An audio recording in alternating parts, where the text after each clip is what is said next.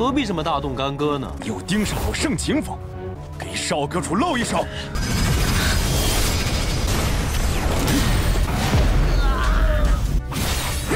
你背地里干的事，我留点吧。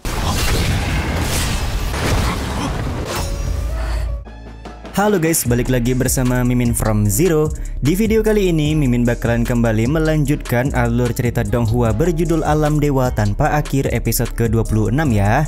Seperti biasa, sebelum masuk ke rekap ceritanya, buat kalian yang menonton video ini tapi belum subscribe, tolong di subscribe dulu ya guys. Dan jangan lupa nyalain lonceng biar nggak ketinggalan update terbaru dari channel From Zero. Playlist untuk Donghua ini juga udah tersedia bagi kalian yang baru aja bergabung dan belum nonton episode sebelumnya ya. Ya udah deh, nggak usah berlama-lama lagi, langsung saja kita ke rekap ceritanya guys.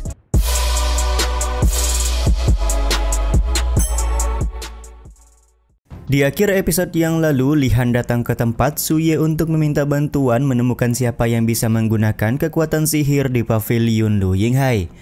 Ketika menggunakan mekanisme ajaib, King Li Han sedikit kecewa karena mekanisme ajaib tidak memberikan lokasi tepat dari si pengguna kekuatan sihir. Tapi Su Ye memberitahukan kalau dia tidak perlu menggunakan mekanisme ajaib untuk mengetahui si pengguna sihir karena Su Ye sudah mengenal orang-orang tersebut. Episode kali ini pun dimulai dengan Su Ye yang memberitahukan kalau Lian Boyang merupakan orang yang bisa menggunakan kekuatan sihir. Beberapa saat kemudian bersama dengan Leng Huan, King Li Han pergi ke puncak Shengqin untuk menemui Lian Boyang.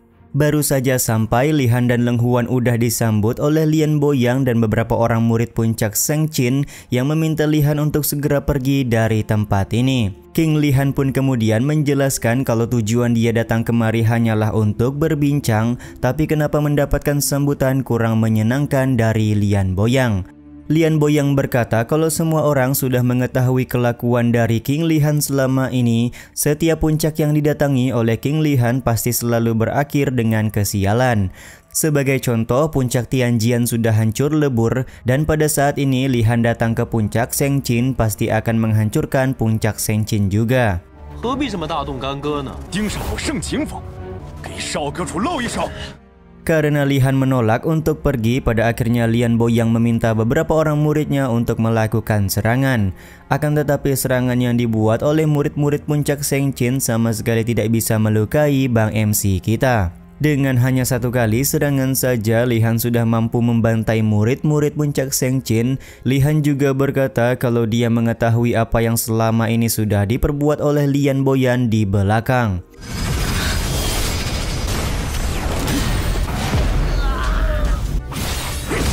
Karena tidak ingin perbuatannya diketahui oleh King Li Han, maka Lian Boyang berusaha melakukan sebuah serangan, akan tetapi serangan darinya berhasil dengan mudah ditahan oleh King Li Han. Mau tidak mau pada akhirnya Lian Boyang memberitahukan perbuatan yang sudah dia lakukan selama ini tanpa sepengetahuan orang-orang di pavilion Lu Yinghai. Betapa kagetnya King Li Han ketika melihat Lian Boyang memainkan alat musik bersama dengan murid-muridnya. Ternyata perbuatan yang selama ini dilakukan oleh Lian Boyang adalah mengurus acara kematian para kultivator.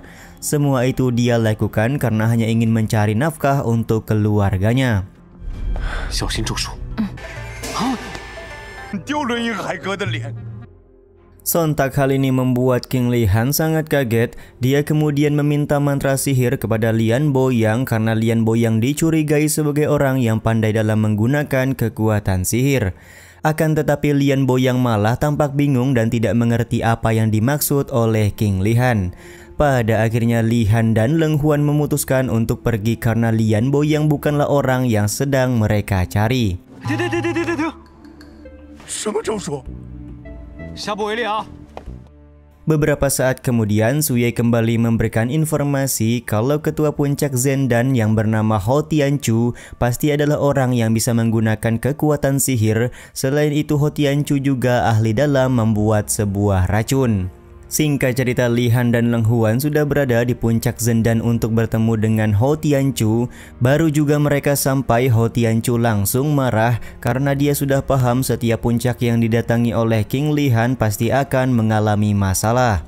Bahkan Hou Tianqiu meminta Li Han untuk meninggalkan beberapa harta untuk puncak Zendan. Jikalau tidak, maka Bang MC tidak akan bisa pergi meninggalkan puncak Zendan dalam keadaan hidup. 你背地里干的事， 多留点儿吧。 Akan tetapi dengan sekejap saja, King Li Han berhasil membantai murid-murid puncak Zendan sekaligus membuat Hou Tianqiu babak belur. Hou Tianqiu juga meminta King Li Han untuk tidak mengambil harta spiritual yang dimiliki oleh puncak Zendan yang dia pimpin.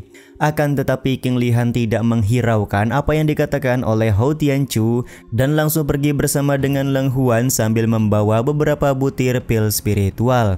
Beberapa saat kemudian, Li Han juga mendatangi puncak Baihua untuk menemukan pengguna kekuatan sihir. Akan tetapi dia tetap gagal dan pada akhirnya kembali lagi ke kediaman dari Su Ye.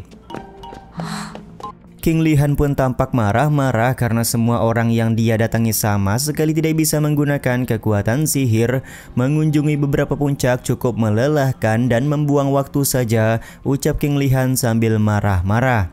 Karena pengguna kekuatan sihir tidak ada dari keempat penatua yang Bang MC datangi, maka Leng Huan membuat asumsi kalau Master Pavilion sementara yaitu Song Li merupakan orang yang bisa menggunakan kekuatan sihir. 这些人背后都藏着啥？ 个屁，浪费我时间。 那就只有 Sementara itu di Pavilion Lu Yinghai, beberapa orang penatua masing-masing puncak mendatangi Master Song Li untuk meminta keadilan karena harta mereka dirampas oleh King Li Han. Sebagai Master Pavilion sementara, Song Li diharapkan bisa memberi pelajaran kepada penguasa muda Pavilion yang sudah bertindak semena-mena. Ketika mereka sedang berdiskusi, tiba-tiba saja sebuah pedang mengarah tepat ke arah Master Song Li. Beruntung Master Song Li mempunyai kekuatan yang bisa menahan laju pedang tersebut. 真是罪不可恕。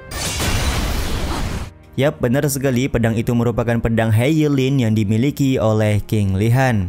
Kedatangan King Li Han sontak membuat beberapa orang penatua langsung meminta perlindungan kepada Master Song Li.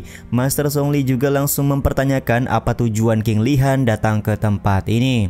Tanpa banyak basa-basi, King Li Han berkata kalau dia ingin mengajak Master Song Li untuk melakukan perbaku hantaman. Tidak butuh waktu lama, satu kali tebasan pedang dari King Li Han berhasil membuat Master Song Li tidak berdaya. Situasi ini juga membuat Li Han heran karena Master Song Li sama sekali tidak mempunyai kekuatan spiritual. Aku sudah kehilangan kultivasiku sejak lama, bisa menduduki posisi ketua pavilion sementara karena ada surat wasiat yang diberikan oleh guruku, ucap Master Song Li yang memberikan penjelasan kepada King Li Han. Pantas saja ketika menahan serangan dari King Li Han, Master Song Li hanya menggunakan kekuatan harta spiritual saja. Di saat yang sama, Lian Boyang meminta Li Han untuk tidak bertindak impulsif karena apa yang baru saja disampaikan oleh Master Song Li adalah kebenaran. Master Song Li kembali menjelaskan kalau di masa muda dia begitu serakah dengan mempelajari segala jenis keterampilan. Pada akhirnya dia pun tersesat dan kultivasinya hancur lebur. Kalau hari ini aku akan mati di tanganmu, aku juga merasa lega, ucap Master Song Li sembari menusukkan pedang Heilin milik Bang MC kita tepat ke bagian dadanya. 你快劝劝少阁主。 Melihat situasi ini, penatua puncak Baihua segera meminta Leng Huan untuk menenangkan King Li Han karena jikalau tidak maka Master Song Li bisa mati terkena tusukan pedang. Kematian dari Master Song Li juga pasti akan membuat pavilion Lu Yinghai menjadi runtuh. Akan tetapi di sini Leng Huan mempercayai setiap tindakan yang dilakukan oleh Li Han mempunyai sebuah alasan, jadi dia tidak akan menghalangi segala tindakan dari Bang MC kita. 我相信他行事自有道理。 Beberapa saat kemudian, ada seorang murid yang berlari masuk ke dalam pavilion untuk memberikan laporan darurat. Dia juga begitu kaget karena di dalam pavilion sudah ada Leng Huan dan juga King Li Han. Si murid pun kemudian memberikan informasi kalau alam manusia fana di kota Timurlin sudah muncul binatang buas. Menurut penyelidikan, binatang tersebut merupakan Tauti yang berasal dari ribuan tahun yang lalu.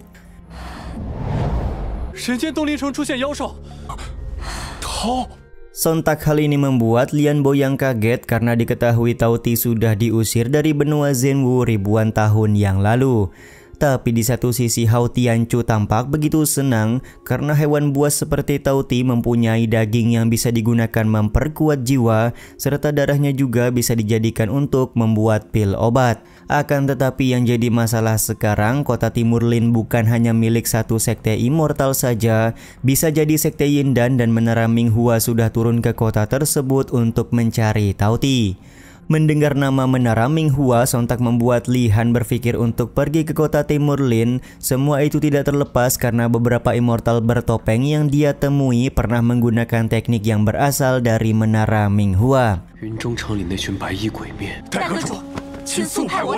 Beberapa orang penatua juga tampak langsung meminta izin kepada Master Song Li agar mereka bisa pergi ke kota Timurlin. Akan tetapi Master Song Li mengetahui kalau King Li Han yang lebih tertarik dan pantas untuk pergi ke kota tersebut. Hendak perginya King Li Han ke kota Timurlin ini juga sekaligus menutup episode kali ini ya guys. Ya udah deh, sampai di sini dulu aja video kali ini. Mohon maaf jika masih banyak kekurangan dan kesalahan dalam penyampaian kata-kata ya. Terima kasih untuk kalian yang udah pada nonton dan jangan lupa subscribe serta nyalain loncengnya ya guys. Mimin selaku penulis narasi, tukang voice over dan tukang edit video pamit undur diri. Salam hangat, see you in the next video. Bye bye guys, see you next week.